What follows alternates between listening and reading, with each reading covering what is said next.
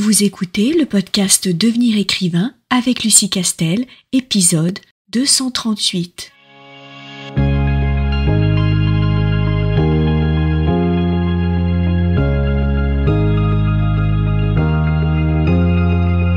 Bienvenue sur Devenir écrivain, le podcast pour démarrer et réussir votre carrière d'écrivain. Et maintenant, retrouvez votre animatrice Lucie Castel, autrice publiée à l'international, formatrice et conférencière.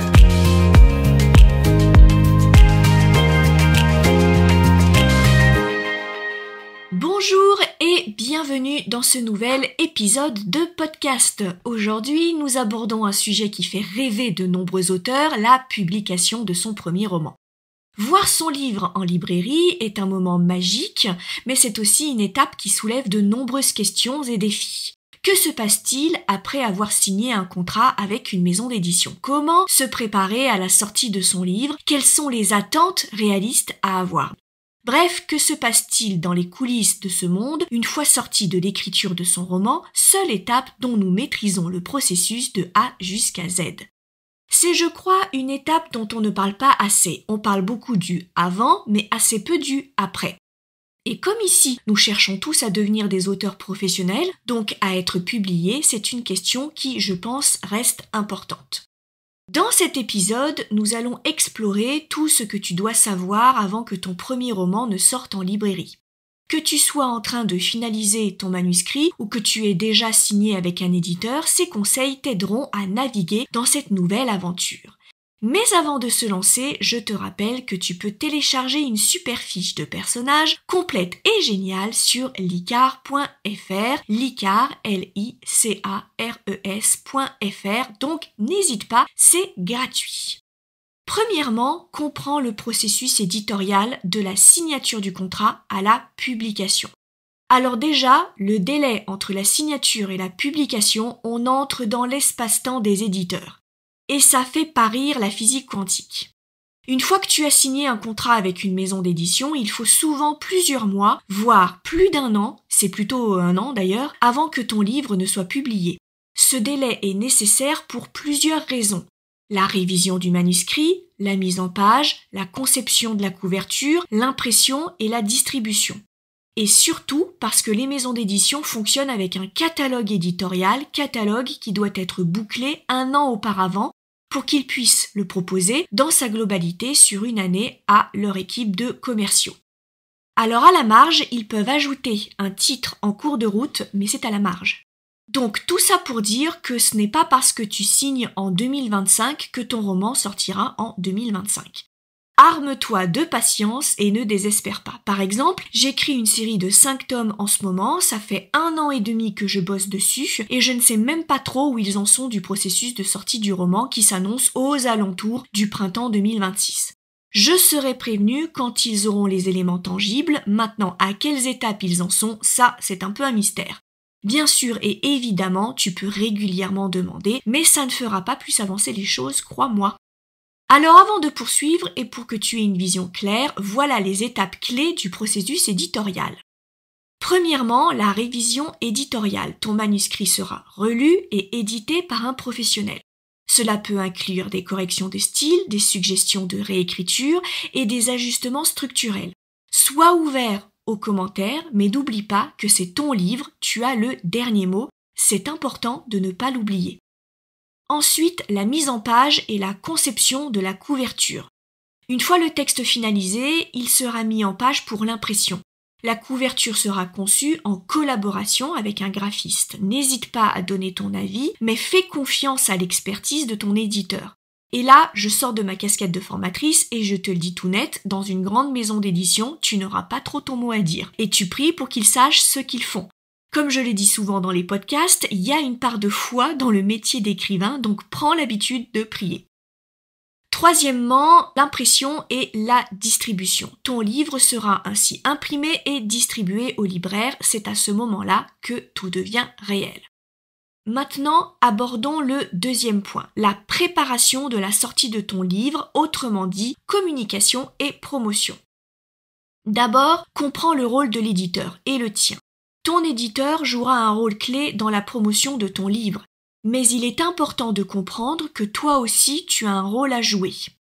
Les auteurs sont de plus en plus impliqués dans la promotion de leurs ouvrages, notamment via les réseaux sociaux et les événements littéraires et surtout les petites et moyennes maisons d'édition. Ensuite, crée une présence en ligne. Avant la sortie de ton livre, il est essentiel de créer ou de renforcer ta présence en ligne. Voici quelques étapes clés. Tu peux, par exemple, créer un site web. Alors, ce n'est pas du tout une obligation, mais si ça te dit, ça peut te permettre de centraliser les informations sur ton livre, ton parcours et tes actualités. Utilise les réseaux sociaux. Instagram, Twitter, Facebook, TikTok sont d'excellents outils pour partager des extraits de ton livre, des anecdotes sur ton processus d'écriture et des informations sur la sortie.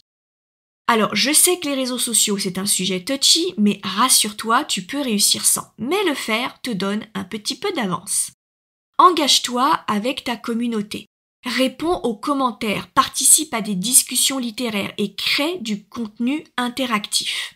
Enfin, organise des événements de lancement.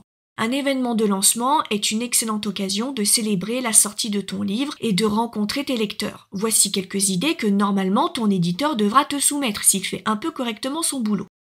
Une séance de dédicace en librairie. Tu peux toi-même contacter des librairies locales pour organiser une séance de dédicace. Des partenariats avec des influenceurs littéraires. Là aussi, cette procédure incombe à l'éditeur, mais il te demandera sans doute des noms si jamais tu en as. Et le résultat revient à collaborer avec des bookstagrammeurs ou des booktubeurs pour promouvoir ton livre. Troisièmement, il faut gérer ses attentes, succès, critique et vente. D'abord, il faut avoir des attentes réalistes en termes de vente. Il est important d'avoir des attentes réalistes concernant les ventes de ton livre. Pourquoi ?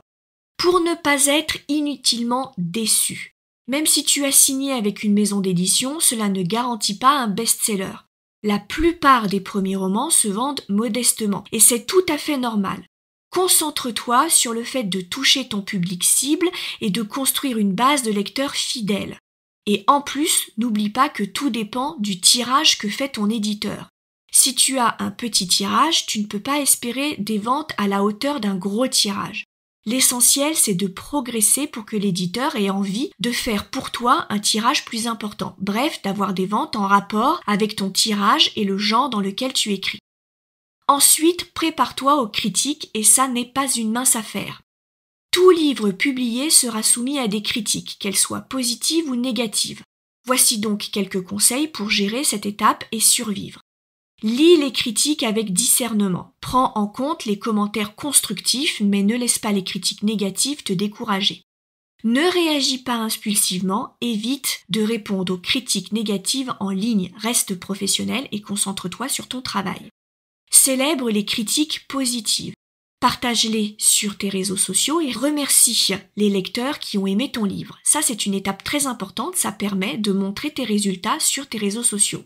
Je fais une petite digression sur les droits d'auteur et autres notions financières. Concept là aussi très important à comprendre au moment de la sortie de ton livre. D'abord, les droits d'auteur, qu'est-ce que c'est ?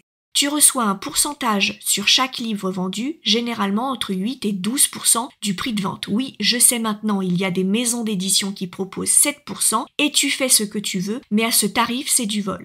Enfin, de mon point de vue, et ça n'engage que moi. Ensuite, les avances. Certains éditeurs offrent une avance sur les droits d'auteur qui est ensuite remboursée par les ventes. C'est ce qu'on appelle les avaloirs, les fameux avaloirs. Enfin, la déclaration de vente, ton éditeur doit te fournir des rapports réguliers sur les ventes de ton livre et s'il ne le fait pas, pense à le lui demander.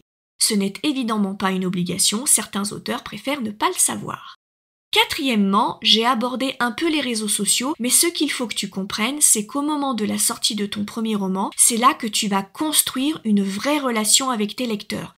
Tu vas créer ta communauté. D'abord, pense bien à répondre aux lecteurs en ligne pour créer de l'engagement et un esprit de communauté. Une fois que ton livre est publié, tu commenceras à recevoir des messages de lecteurs, prends le temps de répondre à leurs commentaires et de les remercier pour leur soutien. Cela renforce ta relation avec ton public et peut t'aider à fidéliser tes lecteurs. Ensuite, participe à des salons du livre, à des festivals, et là, c'est encore une fois le boulot de l'éditeur, mais si tu le sais, tu peux lui demander aussi. C'est important, cette présence en salon, il doit le comprendre.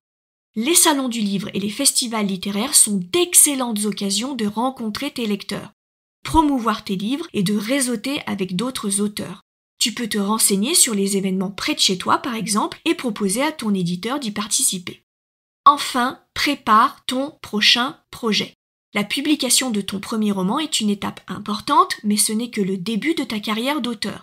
Commence à réfléchir à ton prochain projet et continue à écrire. Plus tu publies, plus tu construis ton audience et ta réputation.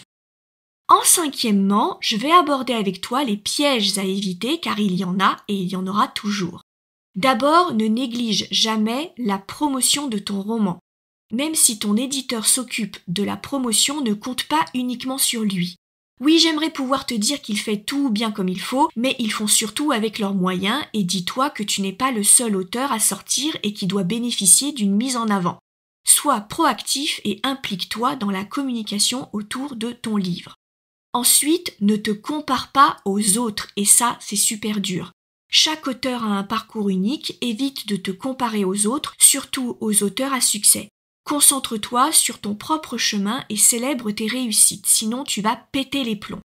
Enfin, ne pas abandonner après le premier livre. La publication d'un premier roman est une étape excitante, mais c'est aussi un apprentissage. Ne te décourage pas si les ventes ne sont pas à la hauteur de tes espérances. Ce n'est qu'un début et on a tous débuté et pas par un buzz et pour autant on a une carrière d'auteur. Donc continue à écrire et à t'améliorer, bref, fonce et ne te retourne pas. En conclusion, la publication de ton premier roman est une aventure passionnante, mais elle demande de la préparation, de la patience et une bonne dose de réalisme. En comprenant le processus éditorial, en t'impliquant dans la promotion et en gérant tes attentes, tu seras mieux préparé pour cette nouvelle étape dans ta carrière d'auteur. N'oublie pas que chaque livre publié est une victoire en soi et que le plus important est de continuer à écrire et à partager tes histoires avec le monde. Merci d'avoir écouté cet épisode. Si tu l'as aimé, n'hésite pas à le partager pour me soutenir et à t'abonner à notre newsletter sur licar.fr. Et quant à moi, je te dis à très vite pour un nouvel épisode de podcast. Si tu veux apprendre à écrire un roman de qualité professionnelle et séduire les éditeurs, si tu veux qu'une équipe complète de professionnels t'accompagne dans ce projet, tu dois rejoindre Devenir écrivain, projet best-seller. C'est la formation la plus complète et individualisée pour t'aider à concrétiser ton rêve d'écriture. Inscris-toi sur licar.fr/formation, licares.fr/formation pour avoir toutes les informations. Beaucoup de nos anciens stagiaires réalisent actuellement leur rêve d'être écrivain professionnel, alors toi aussi rejoins-les sur licar.fr/formation.